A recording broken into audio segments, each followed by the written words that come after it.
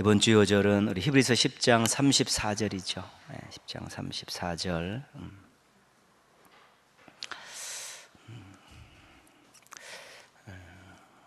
자꾸 해버릇해야 이게 늘어나는 것이고요. 어떤 게 신앙은 다 그렇습니다. 근데 안 된다고 하지 말자 그러면 이거 아무것도 되는 게 없습니다. 안 되면 나만 안 되는 거구나 그렇게 생각하셔야지. 이거 안 되니까 하지 맙시다 그러면 아무것도 안 됩니다. 신앙 훈련은 하지 맙시다가 없습니다.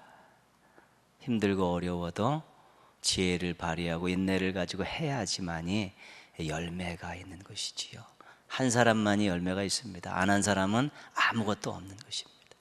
그래서 암송이 아무것도 아닌 것 같고 말씀을 우리가 같이 읽는 것이 아무것도 아닌 것 같지만 성경의 안목들, 또 하나님께서 감동 주심에 대한 것, 또 누구하고 판단하고 이야기할 때 그런 것들이 전부 능력으로 나타나게 되어 있죠.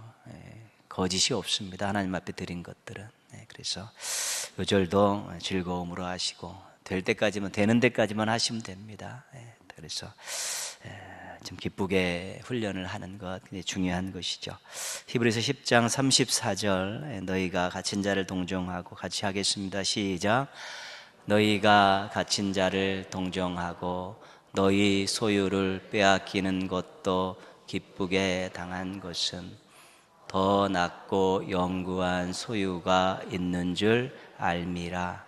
히브리서 10장 34절 말씀. 아멘.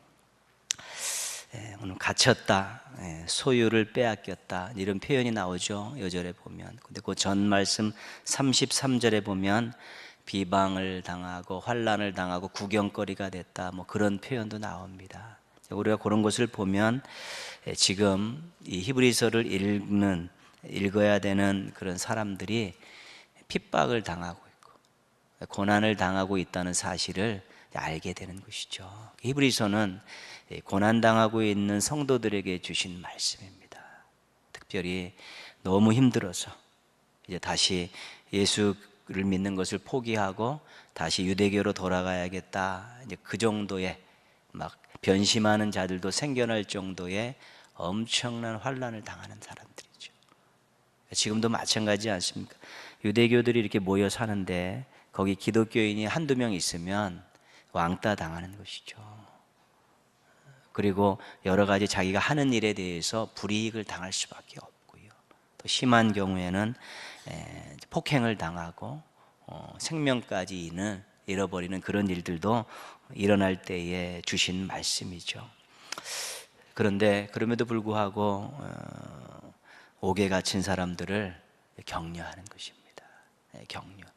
그리고 또 소유를 빼앗기는 그런 일들이 있는데 그것을 아주 기쁘게 가져가라. 너희들이 내 것을 소유를 뺏어갔을 수 있을지 몰라도 내 믿음은 가져갈 수 없다. 그렇게 하는 것이죠. 그리고 막 사람들 모인 데서 여러 가지 안 좋은 일을 당하면서 사람들에게 구경거리가 되는 그런 비참한 일들도 이제 있는 것인데도 그들이 그 모든 것들을 잘 감당한다는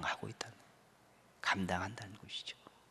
옥에 갇혔는데 힘들지, 어떻게 빼내줄게 그게 아니라 믿음으로 격려하면서 또 위로하면서 그렇게 우리가 여기서 있지만 우리는 자유 있지 않냐, 믿음 안에서 좀 버텨보자. 그리고 소유를 빼앗기지만 우리에게는 더 좋은 하나님이 주시는 진짜 재산이 우리에게 있지 않느냐, 또 그렇게도 하고, 또 수치를 당하고 구경거리가 되어도 정말 우리가 잠시다 이것은 하나님 앞에서 우리가 칭찬과 인정을 받고 또 영광을 받을 날이 있다. 그러면서 그 많은 어려움들을 서로 잘 이겨내고 있다는 것이지요. 그 이유가 뭐냐면 믿음 때문이라는 것입니다. 믿음 때문이라는 것. 지금 당하는 것이 전부가 아니다. 지금이 전부가 아니다. 우리에게는 하나님이 계획하시는 미래가 있다.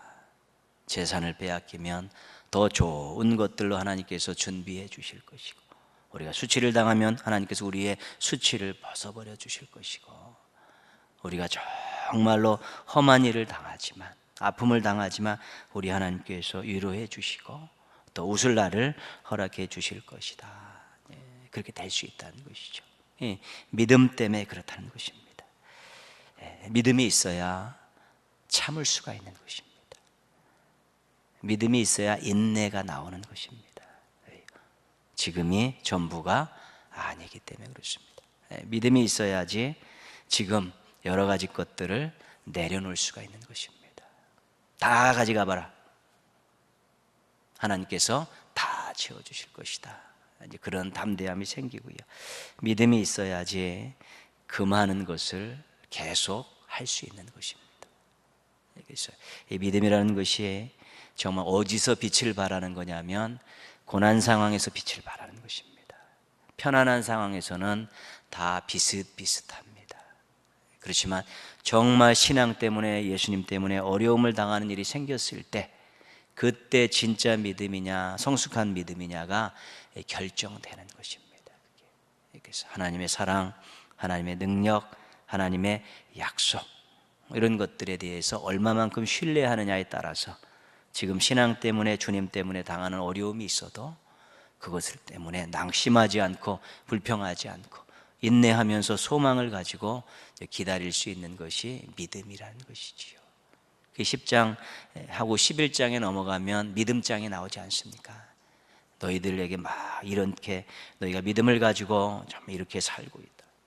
우리의 선진들을 보자. 11장에 가자. 쫙 믿음의 명예의 전당에 올라가 있는 믿음의 선배들을 쭉 주죠. 결국 신앙은 믿음으로 사는 인생입니다. 우리가 믿음으로 사는 인생입니다. 그거 잊어버리면 안 되는 것이지. 근데 자꾸 물질로 살려고 그러고 힘으로 살려고 그러고 그렇게 하니까 자꾸 충돌이 일어나는 것이지요. 우리 신앙생활 안 했으면 그냥 그렇게 살면 되는 것이지만, 우리가 신앙생활을 시작한 이후 주님을 만나서 구원의 감격을 누리고 하나님의 영광을 위해 하나님의 뜻을 받들어 살아가야겠다라는 그런 분명한 결단이 있으면 믿음으로 살아야 되는 것입니다. 이 세대에 하나님 뜻대로 살기가 얼마나 어려운지 모르는 것이지요. 많은 유혹들이 있습니다. 요즘의 유혹들은 우상의 유혹입니다. 그것 하나 딱 잘못 잡으면 하나님보다 더 사랑하고 하나님보다 더 의지하는 것들이 너무도 많이 우리를 유혹하고 있기 때문에, 그런 유혹도 물리치는 것들, 하나님 뜻대로 살기 위해서 고군분투하는 것도 정말 믿음이 아니면 견뎌내기 어렵습니다. 모든 문제들을 돈으로 힘으로 풀려는 세상 속에서 믿음을 가지고 살기가 어려운 것이지요. 그렇지만 하나님의 약속이 살아있고 하나님의 사랑이 분명하고 하나님의 능력이 확실하기 때문에 믿음을 가지고 살 때 현재는 조금 어려울 수 있어도 우리가 갈수록 좋아지고 새로워지는 것들을 경험하고, 완전히 사면초가의 압박이 오더라도 이 가슴 속에서는 하나님 나라를 누릴 수 있는 것, 그것이 믿음입니다. 그래서 믿음이 환경을 바꾸기도 하지만 우리의 마음을 바꾸기도 하는 것이지요. 환경이 아무리 어려워도 여기서 하나님 나라를 맛보고 있으면 두려울 것도 부러울 것도 아쉬울 것도 없게 되는 것이고, 또 어쩔 때는 환경이 형통하게 잘 바뀌어서 거기서 우리가 하나님의 손길을 느끼고 숨결을 느끼면서 또 하나님 나라를 맛보며 살아갈 수 있는데, 거기까지 고른 데까지 이르도록 그 인내의 과정 속에 필요한 것이 믿음입니다. 믿음이 없으면 그만큼도 못 참아내는 것이죠. 한 뼘만 되면 새로운 날이 오는데, 한 뼘만 가면 새로운 환경이 조성되고, 한 뼘만 되면 내 마음에 하나님 나라가 이루어지는데, 그 한 뼘을 우리가 믿음을 가지고 견뎌내는 것입니다. 그래서 믿음의 선진들이 어려움 속에 신앙을 지키기 위해서 믿음을 가지고 어려운 환경 속에서도 꿋꿋이 버텨내며 신앙의 절개를 지키고 하나님께 기쁨을 안겨주었듯이, 우리도 믿음을 잘 갈고 닦아서 크고 강하고 좋은 믿음을 잘 가꾸어서 좀 여유와 담대함과 소망을 가지고 살아가야겠다, 그런 마음들을 좀 가지셨으면 좋겠습니다. 뭐가 다르겠습니까? 우리가 믿음이 있으면 좀 여유가 있고, 또 담대함도 있고 소망도 있고 그런 것이죠. 그게 믿음의 열매 아니겠습니까? 그래서 믿음을 더 크게 또 강하게 좋게 이렇게 잘 관리하고 다듬어서 내가 웬만한 환경 속에 또 어떤 환경 속에 있다 할지라도 좀 여유가 있고 담대함이 있고 소망을 가지고 살았으면 좋겠습니다. 이런 바람과 기도 제목 갖고 살아서 믿음 때문에 행복하고 믿음 때문에 소망을 갖고 믿음 때문에 하나님 뜻대로 살아가는 우리 멋쟁이 성도들 되기를 주님의 이름으로 축복합니다. 오늘 우리가 읽은 말씀은 거의 다 비슷한 내용이죠. 14절 6장 14절 그 한 문장 첫 번째 문장 읽어보시면요, 너희는 믿지 않는 자와 멍에를 함께 매지 말라 그렇게 돼 있잖아요. 멍에. 옛날 소가 두 마리가 이렇게 같이 밭을 가를 때 어깨에다가 이렇게 멍에를 같이 매었는데 이 소가 서로 이 박자가 안 맞아 버리면 제대로 밭을 못 가는 것 아니겠습니까?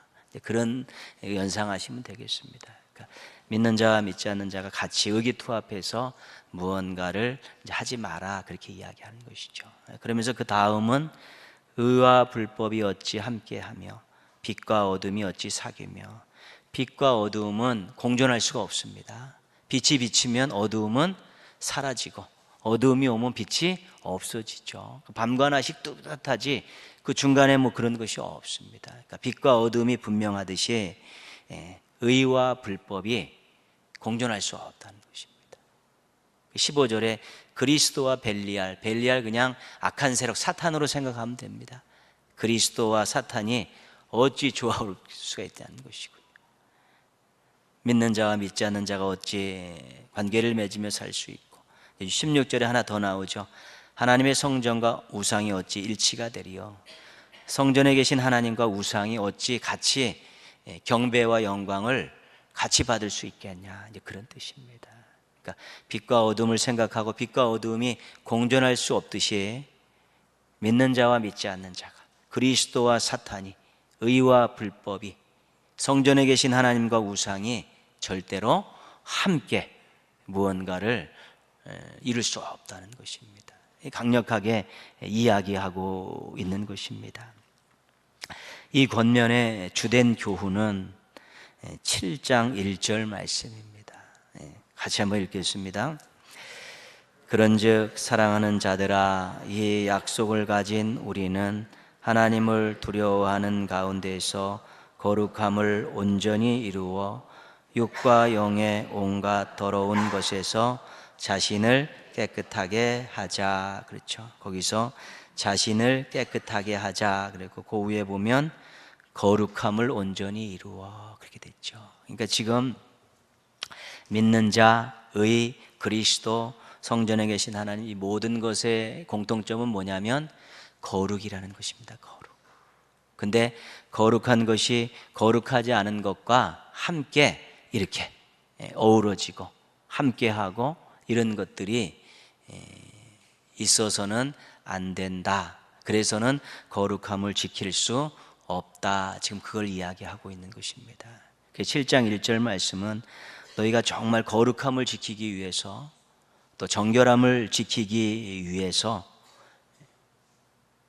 만나지 말아야 될 사람들, 접촉하지 말아야 될 것들에 대해서 멀리 하라는 것입니다.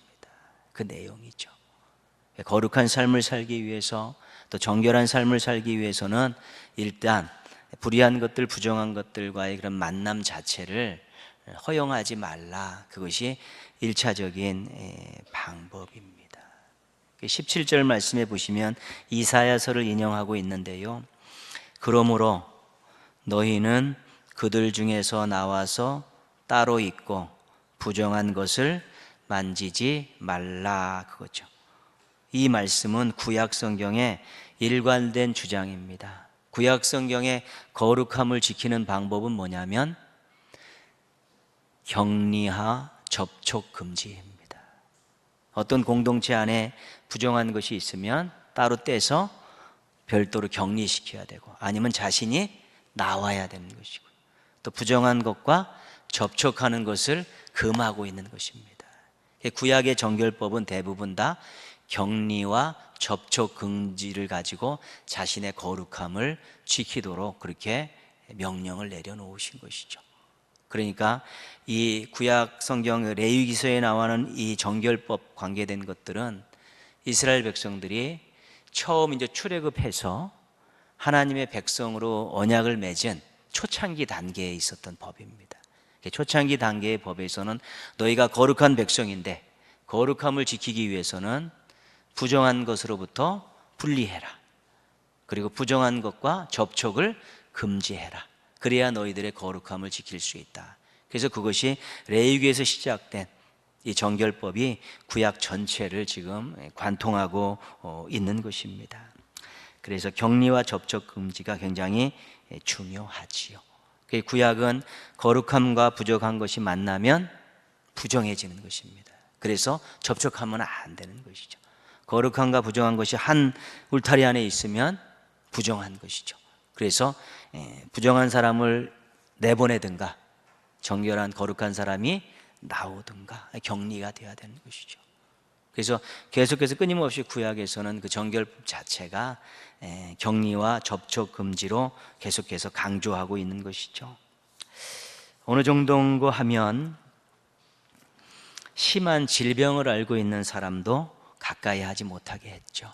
그래서 우리가 알고 있는 그런 많은 질병들 있지 않습니까? 한센스병도 그렇고 또 중풍병자도 그렇고 또 시각장애인들, 청각장애인, 언어장애인들도 그들은 접촉하지 말아야 될 대상으로 생각했죠. 그리고 세리와 창녀들, 죄인들, 율법을 모르는 무식한 죄인들, 이거 접촉하지 말아야 될 그런 사람들로 아주 철저하게 소외시키고 규정을 해놨지요. 시체를 만지는 것도 부정한 것이라고 다시 정결예법을 지켜야 됐죠. 부정한 집, 그릇, 의복 모든 것과 접촉하면 반드시 정결의식을 치르지 않으면 거룩함을 회복할 수 없었던 것이죠. 그래서 어떻게 보면 구약에서 이 정결함과 거룩함을 지키는 방법은 굉장히 좀 스트레스가 많이 있었죠. 잘 살펴야 되죠. 사람도 잘 살펴야 되고 또 자기가 거하는 곳에 있는 모든 집기들도 잘 살펴야 되고, 왜냐하면 접촉하지 말아야 되니까. 부지 중에 접촉해도 안 되니까 접촉하지 말아야 되고 또 그 공동체에서 격리해야 되고 분리해야 되니까 굉장히 거룩을 지키는 방법이 복잡했지만 실은 또 간단하기도 했던 것이지요. 예수님께서 공생의 기간 동안에 유대 지도자들에게 엄청나게 많은 핍박을 받으셨죠. 비난을 당하고 조롱을 당하고 위협을 당하고 폭행을 당하려고 했기도 하고 또 위험인물로 살해 대상이 되기도 했죠. 그런 인물이 되기까지 유대 지도자들이 생각했던 첫 번째 중요한 이유는 뭐냐면 예수님께서 당신을 하나님의 아들이다 그렇게 말씀했기 때문입니다.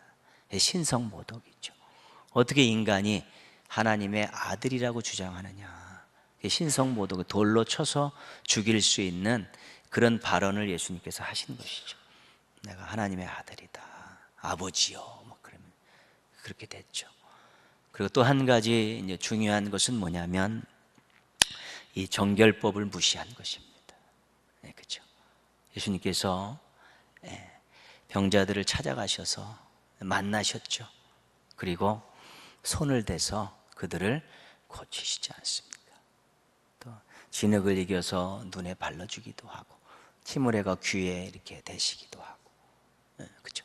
그들이 율법에 부정한 자라고 생각했던 이런 질병을 앓고 있는 사람들과 이런 장애인들을 예수님께서는 가서 만나시고 몸에 손을 대시고 치유하셨다는 것입니다. 그리고 세리나 창기나 또 그런 죄인들 찾아가셔서 만나셨죠. 그리고 뭐 하셨습니까? 식사하셨지요. 식사하셨죠. 같은 공간 안에서 마주 앉아서 식사하셨지요. 그렇죠. 예수님께서 공생의 기간 동안에 3명을 살리시잖아요. 죽은 사람 3명을 살렸죠. 그렇죠. 나사로는 명령을 해서 이제 나왔지만 나인성 과부의 그 아들, 또 회당장 야이로의 딸, 그렇죠. 나혜성 과부의 그 시신에 운구 행렬에 가셔서 만지시죠. 그리고 야이로의 딸은 뭐예요? 달리다금 그러면서 잡아 일으키지 않았습니까? 이 접촉을 이제 하신 것이지요. 그러니까 예수님께서는 그 만지면 안 되고 접촉하면 안 되고 같이 있으면 한 공간 안에 같이 있으면 안 되는 그런 율법에서 정해놓은 부정한 그런 사람들과 같이 함께 계셨고 계속 접촉을 하시는 것이죠. 그러니까 그들의 입장에서 예수님이 뭡니까? 죄인입니다. 죄인. 왜? 율법을 범했으니까요. 그리고 율법을 무시했기 때문에 이단입니다. 이단. 예수님을 죽이려고 그렇게 그들이 힘썼던 이유는 신성모독 하나님의 아들이라는 것과 정결법을 완전히 무시해버리는 거예요. 그러니까 자기들이 그렇게 가르치고 그렇게 백성들에게 강조했던 것들을 예수님께서 하나부터 열까지 전부 무시하시면서 만나시고 식사하시고 고치시고 잔치에서 같이 공간 안에서 즐기시고 막 그러니까 눈에 가시가 된 것이죠. 그게 그러니까 구약의 그런 정결법의 입장과 예수님의 생각하는 정결법이 달랐다는 것이죠. 예수님께서는 율법을 폐하러 오신 것이 아니라 온전하게 하러 오셨다고 그랬지 않습니까? 이제는 구약의 정결법의 개념이 예수님께 와서 달라지는 것입니다. 구약의 정결법은 거룩한 것과 부정한 것이 만나면 거룩한 것이 부정한 것이 되는 것이죠. 근데 이제 예수님의 정결법은 거룩한 것과 부정한 것이 만나면 거룩한 것이 부정한 것을 고쳐버리는 것입니다. 영향이 반대로 받는 것이죠. 구약의 정결법은 부정한 것이 거룩한 것을 영향을 주는데 예수님의 정결법은 거룩한 것이 부정한 것을 영향을 주게 돼 있다는 것이죠. 그러면서 예수님의 그런 정결법에 대한 것들이 바뀌는 것이죠. 그러니까 예수님이 만났던 사람들이 병이 낫지 않습니다. 죽었던 사람들이 살아나지 않았습니다. 그러니까 예수님은 그 죄인들과 그 부정한 사람들과 만났지만 예수님은 여전히 건재하셨고 오히려 만났던 사람들이 예수님 때문에 거룩한 백성으로 또 은혜를 받고 새로운 삶을 살게 되었다는 것이죠. 몸소 보여주시면서 이제는 거룩함이 부정한 것들에 영향을 줘야 되는 그런 세대가 돌아왔다. 그렇게 그 말씀을 통해서 또 행동을 통해서 보여주신 것입니다. 그래서 복음의 성격은 무엇입니까? 복음의 성격은 어디든지 가야 합니다. 누구든지 들어야 하는 것이죠. 그 복음은 어디든지 세상 끝까지, 그 땅 끝까지, 예루살렘과 온 유대와 사마리아와 땅 끝까지, 이제 어디 격리된 장소가 없습니다. 누구에게든지 만민에게 복음을 전파하라. 누구든지 만나서 이 거룩한 사람, 구원받은 사람이 그 사람으로부터 이렇게 악한 영향을 받아서 구원이 무효되는 일은 없다는 것입니다. 그래서 복음 자체가 예수님을 주인공으로 하고 있기 때문에 이제는 세상의 그 어느 것도 그 누구도 만나지 못할 사람이 없고 가지 못할 곳이 없다는 것입니다. 이제는 가서 그곳을 거룩한 곳으로 만들고 그 사람들을 거룩한 백성으로 만들 이제 그러한 삶을 살아야 된다라고 그 복음의 성격이 그렇게 규정이 되어 있는 것이죠. 그래서 우리들이 거룩한 백성 아닙니까? 거룩한 백성이죠. 정말 하나님의 살아계심을 보고 예수 그리스도를 통해 구원받았고 나이가 하늘나라가 있다라는 분명한, 또 내가 기도할 때 하나님께서 응답해 주신다는 그런 믿음을 가지고 살 때는 우리가 못 갈 곳이 없는 것입니다. 그리고 누구든지 만나서 예수님을 소개하고 전할 수 있는 것입니다. 가지 못할 곳에 가서 우리가 거룩함을 잃어버린다든가 만나지 않아야 될 사람을 만나서 우리가 거룩함을 잃어버린 일은 없습니다. 우리의 구원이라는 것은 그런 것입니다. 예수 그리스도의 피값으로, 생명값으로 주어진 구원이기 때문에 장소에 의해서, 사람에 의해서 그것이 무시되어지고 무효화되는 일은 절대 없는 것입니다. 그래서 예수님께서 이제 거룩은 접촉이나 어떤 그런 일들을 통해서 무산되는 것이 아니라 이제 우리는 새로운 믿음을 가지고 거룩한 백성은 구약의 거룩한 백성과는 다른 백성의 모습으로 이제는 부딪혀서 세상을 영향력을 주는 거룩한 세상으로 만들어가는 그런 신앙과 삶을 살아야 된다라고 아주 삶을 통해서, 말씀을 통해서 그렇게 강조하시고 우리에게 부탁하신 것입니다. 이제 우리는 거룩을 전달해야 되는 사명이 있고요, 거룩에 영향력을 끼쳐야 될 그런 사명이 있는 사람들입니다. 못 갈 곳이 없고 또 못 만날 사람은 없습니다. 장소나 사람에 의해서 우리가 절대로 우리의 구원이 무효화되는 일은 없고, 우리가 거룩한 백성에서 탈락하는 일은 없기 때문에 그렇습니다. 거룩한 백성이라는 고백을 분명히 가지시고 거룩을 세상에 영향력, 전염시키고 영향력을 끼치는 그런 아름다운 삶을 살아가시기를 주님의 이름으로 부탁드리겠습니다. 오늘 말씀 우리가 해석하면서 한 가지 기억할 것은 뭐냐면, 아까도 말씀드렸듯이 첫 번에 그 출애굽한 백성들에게 주어지는 그런 개념들은 정체성의 무게를 둔 것입니다. 이제 하나님의 나라의 백성이 되었으니까 어떻게 하면 거룩함을 유지해야 되느냐, 이제 거기에 초점을 두니까 일단은 거룩함을 지키는데 그 율법 조항이 거기에 많이 그렇게 무게중심이 실려 있는 것입니다. 우리로 말하면 신앙생활을 시작한 지 얼마 안 됐는데 이분에게요, 가서 복음을 전해야 된다라고 막 그러고, 11조를 해야 된다라고 막 그러고요, 와서 봉사해야 하고 새벽을 깨워야 된다라고 막 그렇게 막 해버리면 막 질려가지고 막 그렇게 되듯이, 처음에는 구원의 기쁨과 감격을 가르쳐 주고요, 그러면서 그 감사가 나오면 그런 감사할 때 이렇게 감사 표현하면서 삶을 아름답게 가꾸어 가야 된다라고 그렇게 좀 과정을 밟아갖고 성장시켜 나가지 않습니까? 처음에는 거룩을 지키는 단계가 있는 것입니다. 그럼 우리가 신앙이 좀 성숙해지면 거룩을 지키는데 여전히 교회 안에서 거룩을 지키려고 그런 애쓰는 것이 아니라 이제 거룩을 가지고 영향력을 끼치러 나가야 된다는 것입니다. 그러니까 우리가 지금 거룩을 지켜야 될 단계는 지금 많이 지나지 않았을까, 오랜 세월 했으니까 이제는 웬만한 거 가지고 우리가 구원을 받았느냐 안 받았느냐, 이거 내가 하나님의 백성이냐 아니냐 이거 가지고 고민할 단계 아니지 않습니까? 이제는 우리가 삶에 가서 거룩을 전염시키고 거룩을 통해서 영향력을 행사하는 그런 성숙한 모습들을 가져야 된다는 것이죠.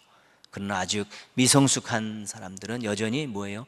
신앙의 초보 단계를 밟아야 되고 여전히 거룩을 지켜야 될 그런 과정에 있기 때문에 거룩을 지키라는 것에 초점을 줄 수밖에 없는 것이지요. 사람과의 만남에도 정말 신앙생활 얼마 안 된 분들이 옛날에 만나던 사람들과 만나다 보면 신앙 금방 잃어버릴 수가 있습니다. 그런 분들하고는 조금 만남을 또 자제시킬 필요가 있고요, 또 아무리 옛날 친구들이 막 술 먹고 난리를 펴도 그 속에 돌아가서 콜라 먹으면서 복음 얘기하고 삶의 간증 얘기하는 사람이 있는 것입니다. 그 정도로 믿음을 빼앗기지 않을 정도로 성숙함이 있는 것이죠. 그래서 믿음을 지켜야 할 단계에 있는가, 거룩을 지켜야 될 단계에 있는가, 거룩을 또 펼쳐야 될 단계에 있는가를 잘 살피고 있어야 돼요. 펼쳐야 될 분이 여전히 거룩을 지킨다고 맨날 울타리 안에서 이러고 있으면 안 되는 것이고요, 지켜야 될 분이 세상에 나가서 그냥 무모하게 도전했다가 꺾이는 일이 없어야 된다는 것입니다. 굉장히 그 믿음의 성숙에 따라서 나가야 될 때 나가야 되고 지켜야 될 때 지켜야 된다는 것들을 스스로 잘 판단할 수 있어야 되는 것이죠. 성경에서요, 음행을 피하라, 음행을 피하라는 말을 쓰는 것 가운데 대표적인 것이 음행입니다. 음행을 피하라. 이것은 누구도 예외 없이 피해야 된다는 것입니다. 나 자신 있어, 그리고 나갈 수 있다는 것이죠. 누가 무너졌습니까? 다윗이 무너지지 않았습니까? 다윗이 무너진 것을 그의 인생의 유일한 오점인 다윗이 무너진 음행과 관계된 것을 성경에 기록해 놓은 이유가 있는 것이죠. 그 누구도 장담하지 말라는 것입니다. 그 누구도. 그래서 그것은 피하라, 접촉하지 말라는 것이죠. 보지 말라는 것입니다. 자신 있다고 거기에 몸담았다가 틀림없이 실족할 수 있다는 것이죠. 그래서 음행을 피하라, 세상의 더러운 것을 피하라. 아주 정말 그 누구도 조심해야 될 부분들은 분명하게 못 박아놨지만 다른 것들은 우리가 믿음을 잘 키우고 또 거룩함을 유지하면서 얼마든지 우리가 나중에는 잡아먹을 수 있어야 되는 것입니다. 초창기에는 잡혀먹을 수가 있는 위험이 있지만 음행과 세상의 더러운 것 이 정도 외에는 우리가 믿음을 잘 갖고 거룩을 키우면 잡아먹을 수 있다는 것입니다. 잡아 먹어야 된다는 것입니다. 너희는 세상의 빛이라 소금이라는 말이 그것 아니겠습니까? 세상은 이미 어두움이 전제되어 있고 세상은 이미 썩어감이 전제되어 있는 곳이지만 가서 빛을 비춰라. 가서 썩어가는 것을 막고 맛을 내라. 그게 세상의 빛과 소금이라는 것입니다. 성숙한 사람에게 주는 하나님의 말씀인 것입니다. 그래서 우리가 항상 믿음을 잘 지키고 자신의 거룩함을 잘 지키십시오. 그런데 잘 성장시켜서 이 거룩함을 가지고 주변에 있는 사람들과 공동체에 영향력을 끼치는 그런 성숙한 단계까지 이룰 수 있도록 계속 노력해야 되는 것입니다. 지켜야 될 부분도 있지만 우리는 이제는 신앙생활도 오래 했고 나름대로 훈련도 받았기에 주변에 가서 이렇게 거룩함에 영향력을 끼치는 그러한 삶을 살기를 원하고 계신 것입니다. 그래서 오늘 말씀은 어떻게 보면 고린도 교회가 굉장히 오랜 세월 훈련을 받았음에도 들려오는 소식들은 굉장히 유치했습니다. 어떻게 한편으로는요. 우상 제물 먹는 것 갖고 싸우고 분열이 일어나서 막 당파 싸움이 일어나고 근친상간이 일어나고 막 일상의 삶에서 일어나는 그런 어려움들이 굉장히 많았죠. 신앙을 위협하는 것들이 많았기 때문에 고린도후서에서 그것을 이야기하면서는 어떤 관점으로 썼습니까? 좀 지켜라, 피하라, 깨끗하게 하라. 그런 관점으로 쓰고 있는 것이지요. 고린도 교회에 그런 신앙을 좀 먹는 많은 문제점들이 있기 때문에 너희들이 그것으로부터 너희의 거룩함을 지켜야 된다, 자신을 깨끗하게 해야 된다라는 데 중심을 두었기 때문에 흐름상으로 뭡니까? 우리가 격리와 접촉 금지 쪽으로 다가오는 것이지만요. 그렇지만 우리는 이것을 받으면서 이 단계를 넘어서서 이제는 영향력을 끼치는 단계로 나아가야겠다고 결심하고 노력하고 도전할 수 있어야 되는 것입니다. 거룩한 백성입니다. 거룩함을 충분히 잘 지키고 그 거룩함을 가지고 세상과 주변과 사람들에게 큰 영향력을 끼치는 성숙한 신앙인들 되시기를 주님의 이름으로 축원합니다.